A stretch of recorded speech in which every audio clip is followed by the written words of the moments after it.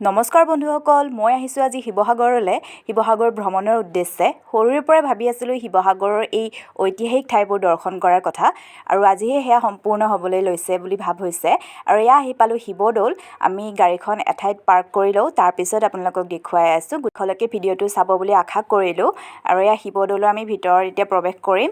গাড়ীখন পাৰ্ক কৰিবলৈ জেগা পোৱা নাই, জেগা বিচাৰি লওঁ, তাৰপিছত আৰম্ভ কৰি দিম ভিডিঅ'টো। গাড়ী পাৰ্ক কৰি হোৱাৰ পিছত আমি শিৱদৌলৰ ভিতৰলৈ সোমাই আহিলোঁ আৰু এয়া সম্পূৰ্ণ শিৱদৌলটো সন্মুখৰ পৰা দেখুৱাইছোঁ। আজি সোমবাৰ যিহেতু মানুহৰ ভিৰ আছিলে, কিন্তু আমি যিহেতু দুপৰীয়া ভাগত সোমালোঁ সেইবাবে ইমান মানুহ নাপালোঁ। এয়া হৈছে বিষ্ণুদৌল আৰু আমি শিৱদৌলৰ ভিতৰত ভৰি হাত ধুই পেলাই প্ৰৱেশ কৰিলোঁ, দুখনমান চেলফিও মাৰিলোঁ। ইয়াতে হেনো আগতে ঢেৰ গছ আছিলে, বৰ্তমান কাটি দিলে, তাৰ বাবে ইমান গৰম হৈছে বুলি চবেই কৈ আছে। আৰু সেয়া দূৰত হৈছে দেৱী দৌল, এয়া হৈছে শিৱদৌল। এইখিনি বাহিৰৰ পৰিৱেশখিনি অৰ্থাৎ শিৱসাগৰ টাউনখন। আমি এতিয়া ইয়াৰ পৰা ওলাই দিলোঁ কাৰণ আৰু বেলেগ বেলেগ ঠাই চাবলৈ আছে। এয়া হৈছে বৰপুখুৰী। আমি বৰপুখুৰীটোৰ চাৰিওফালে এপাক মাৰিম বুলি ভাবিছিলোঁ, যদিও সময়ৰ অভাৱৰ বাবে তাৰ পৰা আমি ছাইড ল'লোঁ। কিন্তু ইমান ধুনীয়া, আমাৰ দীঘলী পুখুৰী যে ৩-৪টামান হ'বগৈ চাগে দেই। ইমান ধুনীয়া পৰিৱেশ, ইমান ডাঙৰ পুখুৰী, ভাল লাগি গৈছে। যাম ৰংঘৰ চাবলৈ। ৰংঘৰ ইয়াৰ পৰা বেছি দূৰ নহয়। এইখন দলং ব্ৰিটিছৰ দিনতে বনোৱা আৰু এই দলংখন বোলে ওপৰলৈ কৰি দিবলৈ পৰা যায়। এতিয়া নোৱাৰে আৰু মেচিনটা জাম হৈ গ'ল। মানে আগতে যেতিয়া জাহাজ চাহাজ বা এনেকুৱা কিছুমান বস্তু আনিছিলে নাই, নদীহে আগতে বেছিকৈ আনিছিলে, গাড়ী চাড়ী ইমান নাছিলে, এতিয়া এনেকৈ আহি আৰু এয়া আমি আহি পাই গ'লোঁ ৰংঘৰ। আমি ইয়াতে গাড়ীখন পাৰ্ক কৰিলোঁ, তাৰপিছত আমি এতিয়া টিকট কাটিম। টিকট কাটি ইয়াত সোমালোঁ ভিতৰ চৰা। আৰু এয়া ফাইনেলি ৰংঘৰ আহি পালোঁ। কিমান দিনৰ পৰা যে সপোন আছিলে, এইবাৰহে পূৰণ হ'ল। এতিয়া আমি ভিতৰলৈ যামগৈ। আজি যে ইমান ৰ'দ দিছে, মানে শিৱদৌল ভালদৰে ভিডিঅ' কৰাই নহ'লে ৰ'দৰ প্ৰকোপত। যিমান ওচৰ আহি আছোঁ সিমানেই ভাল লাগি আছে ৰংঘৰটো দেখিবলৈ। আমি ৰংঘৰৰ ভিতৰত প্ৰৱেশ কৰিলোঁ। ইমান ধুনীয়া চেঁচা বতাহ, ইয়াত এচিৰো দৰকাৰ নাই মানে।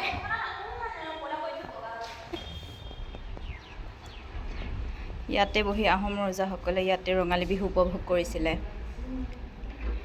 এয়া ৰংঘৰৰ পিছৰ ডোখৰ। আজিৰ পৰা কিমান দিনৰ আগতে বনোৱা, কিমান ভূমিকম্প আহিলে, প্ৰাকৃতিক দুৰ্যোগ হৈ গ'ল, তাৰপিছতো একোৱেই পৰিৱৰ্তন নাই। বিহুৰ সময়ত যে জেগা টুকুৰা, ৰঙালী বিহুৰ সময়ত মানুহৰে মানে জেগা নোপোৱা, বিধি বাট নোপোৱা টাইপৰ হৈ থাকে। এয়া হৈছে ম'হ যুঁজ, তাৰপিছত এয়া চাগে মল্ল যুঁজ, ধুনীয়াকৈ বনাই থৈ দিছে। এয়া শিৱসাগৰ টাউনখন। ৰংঘৰত অকণমান সময় কটোৱাৰ পিছত আমি এতিয়া গৈ আছোঁ তলাতল ঘৰ চাবলৈ, আৰু এয়া মাজতে পালোঁ ন-দুৱাৰ। আৰু আমি তলাতল ঘৰত প্ৰৱেশ কৰিলোঁ। এয়া তাৰে মেপখন। এয়া হ'ল বৰটোপ, এইফালে আছে আৰু এয়া আহি পালোঁ তলাতল ঘৰ, যিটো অসমৰ একদম ৰহস্যময় মানে আৰু জেগা। বহুত মানুহ আছে আজি। ৰংঘৰত ইমান মানুহ আছিলে, কিন্তু তলাতল ঘৰত ঢেৰ মানুহ আছে।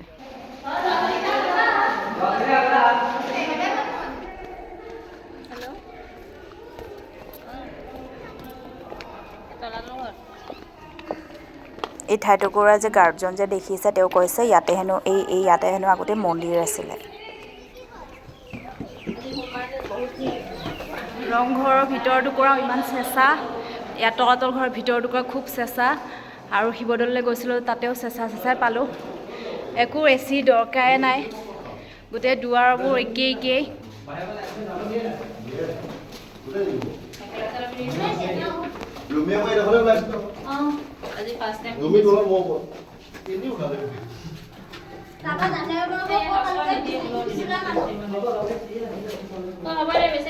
এয়া বেছি দূৰলৈ যাবলৈ নিদিয়ে বোলে, অকণমান দূৰহে যাবলৈ পাৰিম ভিতৰলৈ।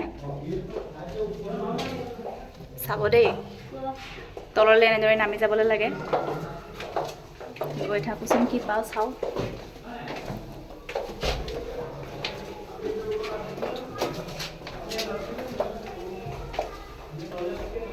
এইবোৰ জেগাত এনেদৰে যাবলৈ পাৰি, কিন্তু এতিয়া যাবলৈ নিদিয়ে। শিলগুটি পেলাই দিলে ৰজা এনেকৈ সোমাই গৈছিল।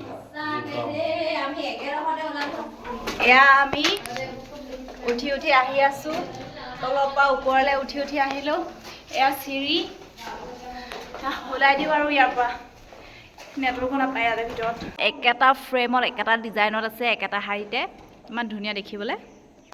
এই যে সন্মুখৰ জেগাখিনি দেখিছে, এই ইয়াতে হেনো এতিয়া যাবলৈ নিদিয়ে। আগতে দিছিলে যাবলৈ, কিন্তু এতিয়া সম্পূৰ্ণৰূপে বন্ধ কৰি দিছে।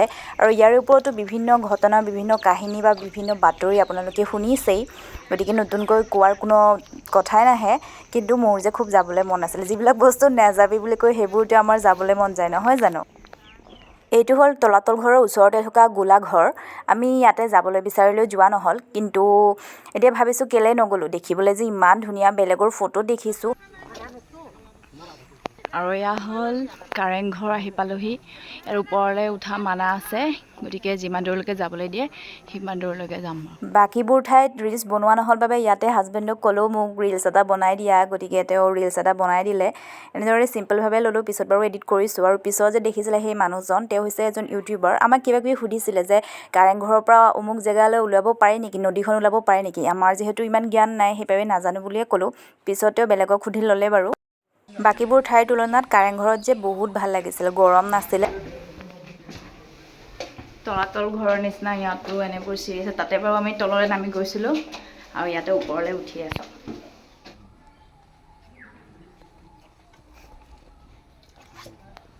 এয়া কাৰেংঘৰৰ পিছফালৰ ডোখৰ।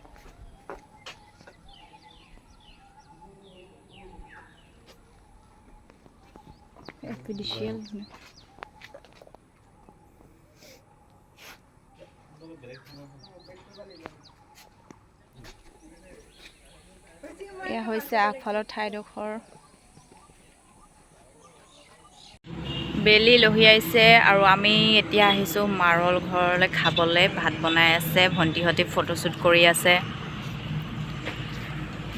চাৰিওকাষৰ পৰিৱেশটো চাহ বাগানৰ মাজে মাজে। এয়া হাইৱেটো, আৰু সেইটো ঘৰত আমি খাবলৈ যাম।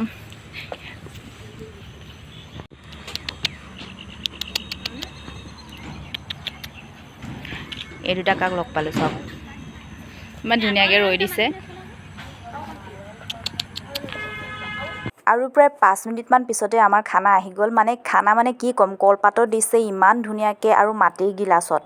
কৈছিলে 7 বিধমান আইটেম পাম ভেজ থালীত, কিন্তু গণি চালোঁ 15 বিধ হৈ গ'ল। 15 বেছি আছিলে, কাৰণ তেওঁলোকে আনিয়ে আছে। এয়া গোটেইকেইখিনি। মোৰ বেছি ভিডিঅ' লোৱা নহ'ল, কাৰণ আমাৰ খুব ভোক লাগিছিল, আৰু 5:30 আমি খাবলৈ বহিছিলোঁ। দেৰি হৈ গৈছিলে আমাৰ শিৱসাগৰৰ পৰা ওলাওঁতে।